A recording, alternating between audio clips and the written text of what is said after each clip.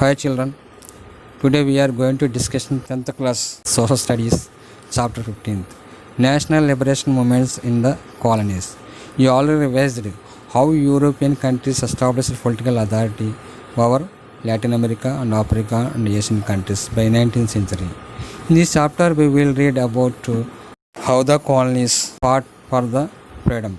Many countries got independence from the colonial masters through the liberation movements. India also one of them. One map given in our textbook. Look at the map with the different colors. Each color indicates different countries which were controlling by the European countries, mainly Britain, France and Holland. You can see pink colored countries under the controlling of the Britain, light brown colored countries under the controlling of the Holland, and blue colored countries under the controlling of the France. Some countries of Asia and African countries continue to be independent. These countries shown in grey color. In this chapter, we will read about how they began to fight colonial domination of the European powers.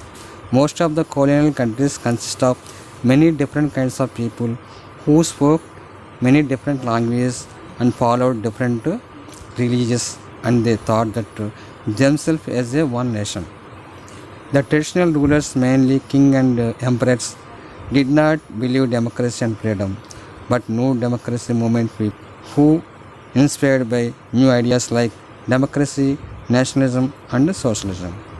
In this chapter, we are going to discussing several liberation movements of China, Vietnam and Nigeria. Now we are going to discussing of China. In 20th century, the China was ruled by the emperor of Manchu dynasty. It was powerless in protest of colonial interest. Economic political concessions got by the colonial rulers by force from the Chinese emperors. This was realized by the common people in China. Now we are discussing about the establishing the republic in China, which was established by the Sun Yat-sen in 1911. He is the founder of modern China. He came from the poor family and studied in missionary schools, that means government schools, and he also introducing democracy and Christianity. He studied medicine, but he didn't continue as a doctor. He also actively participated in China movements. He studied the problems of the China. He started one program very famous. This program is called Three Principles. Sun means Chu. That means Sun means nationalism, Min means democracy, Chu means socialism. Nationalism means overthrowing the Manchu dynasty, fighting against the foreign imperialists. And democracy. Democracy means already people's government. Next, socialism. In the socialism, he also tried to reduce gap between have and have-nots and collected land from the landowners and distributed among the landless people, as well as other foreign imperialists. Democracy. Democracy means people's government. And socialism. Socialism means regulating the industries and land reforms to distribute the land to the landless peasants. So Manchu dynasty was overthrown by the Sun Yat-sen, has set up a republic government in China.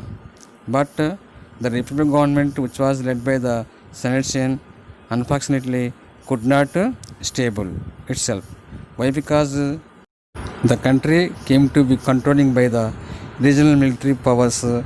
These groups are called warlords. On 4th May 1919, an angry demonstration was held in Beijing to protest against the decision of the Versailles, which was held in 1990. One of the most important topic is May 4th movement. In that peace conference, the decision taken by the peace conference against China. So China did not get back the territories seized from it by the Japan during the First World War. That's why some of the demonstrators started one movement on May 4th. So it is called May 4th movement. In this movement, the people attack old tradition and to call for the saving China through the modern science, democracy and nationalism. Revolutionaries called for driving out of the foreigners to remove inequalities and reduce the poverty.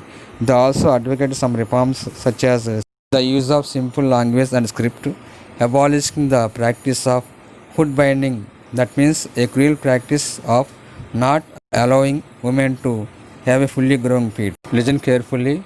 Foot binding means the women should not have fully grown feet. Real custom followed by the traditional rulers in China. After the Republican Revolution, two major parties established, mainly Kuomintang Party, also called National People's Party, also called KMT Party, and one more party, Chinese Communist Party, also called CCP. These two parties formed on the basis of Sun Yat-sen ideas. Kuomintang identified four great needs for his people, mainly clothing, food, house, transportation. Listen carefully. First one clothing, second food, third houses, fourth transportation. After death of Sun Yat-sen, Chiang Kai-shek became leader of the KMT party. The Kuomintang social basement we can see in urban areas. At that time, industrial growth was very slow and limited. Industrial working conditions very poor. At that time, members in the industries 5 lakhs. Only small percentage of employed working in modern industries, mainly such as shipping industries. Most were petty urbanites, that means geosmin, traders, shopkeepers, urban workers. Particularly women earn very low wages, working long hours. The working condition very bad. So women's situation, the women's mind changed, developed their ideas towards freedom and women's rights. Social and cultural changes also occurred with the help of the schools and universities. At that time, Peking University was established in 1902. Chiang was a conservative and he encouraged women to cultivate the four virtues. According to Chiang, the women's only meant for the house. He was a conservative leader. He encouraged women to cultivate the four virtues. 1. Chastity. 2. Appearance. 3. Speech and work. 4. Recognize. He totally failed to unite the country. Chiang was not following Sun Yat-sen programs. Totally neglected, ignored peasants and raising social inequalities. When the Japanese invaded China in 1937, at that time China economic conditions were very bad. The prices raised 30% per month. Lives of the ordinary people very bad. Russian Revolution occurred in 1917, which was led by the Lenin. It was influence on world leaders. His revolution brought with the help of the working class. Lenin established Comintern, which led ending of the exploitation. This revolution influenced on Mao Zedong. He was the most intellectual person and leader of the Communist Party. Lenin and Mao followed different ways for their revolution. Lenin took help working class for his revolution, but Mao took peasants and farmers for his revolution. Mao fought for abolition of landlordism. Millions of the landless peasants joined the struggle led by CCP under the leadership of Mao. Mao established Soviets. Soviets means a strong peasants council. He had become aware of the women's problem, provide arranged marriages, stopping purchase and sale of contract marriages. The most important event of Mao in China was Long March, which was held in 1934-35, more than 6,000 miles. Japan attacked and occupied much of China between 1937 and 1945. This was a great impact on society and economy in China. After Japan defeated by the USA, both parties fought for occupation of Japan areas. CCP was successfully in establishing its rule over China, and Kuomintang was set up a government at islands of Taiwan. The establishing the new democracy 1949-1954. The people of Republic of China government was set up in 1949. It was based on the new democracy. Another important topic in this lesson, land reforms, which was launched in China in 1951. This reforms major event was collect the land from the landlords and again that land distributed among the landless people. And one more function was to be set up a peasant associations. Land reforms succeeded in redistribution about 43% of the Chinese cultivated land to the about 60% of the rural people. So in this movement, the peasant schools was set up, spread literacy and getting political education. To now discussed about China, now we are going to discussing about Taiwan, which is located in the south side of the China. See, in mid 19th century, Vietnam came under the direct rule of the French, who retained a puppet. The French were keen to develop Vietnam as an exporter of rice.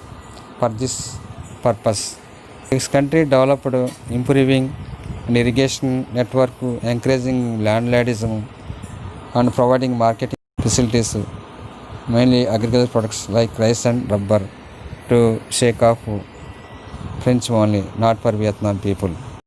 The French began by building canals and draining lands in the Mekong Delta to increase cultivation. Vietnam exported 2/3 of its rice production, and by 1931 it became the third largest exporter of rice in the world. The French providing all facilities for the sake of only French colonies and landlords, but not for common people in Vietnam. The peasants who retained the land of landlords had to pay rent in both share of produce and also by working. And also they imposed heavy tax to the peasants and they have to pay to the tax to the government. The civilizing mission for Vietnam by the French. The French also followed British policy.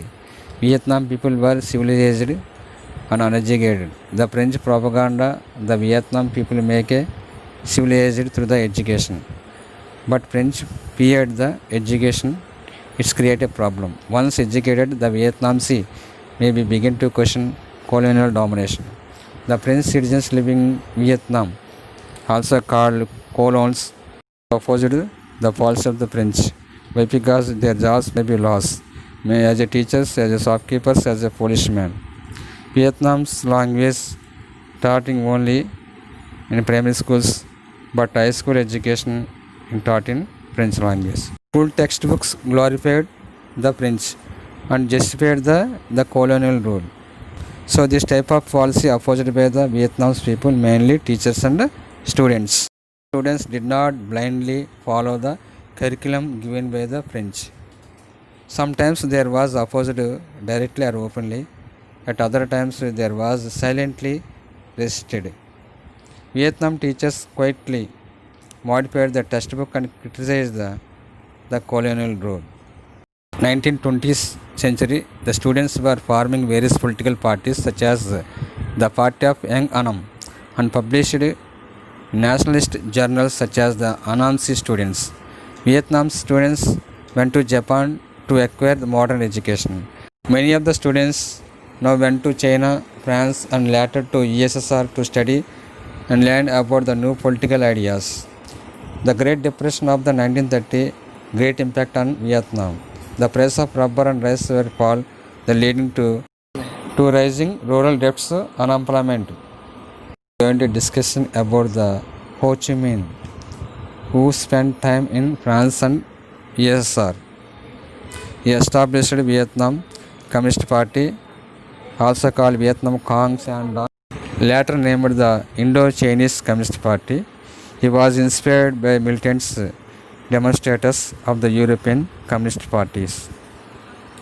The Democratic Republic of Vietnam was formed and Ho Chi Minh became the chairman of this party. The new Republic of Vietnam. The new republic faced a number of challenges. Faced with French offensive, the Vietnam were forced to retreat to the hills. After 8 years, of fighting, the French were defeated in 1954. Dien Bien Phu and over 16,000 French soldiers and officers were taken as prisoners. After the war, the Vietnam split into two parts, North and South. Ho Chi Minh and communists took power in the North. The South was handed over to an old emperor. Remaining lesson we have to discuss in the next class.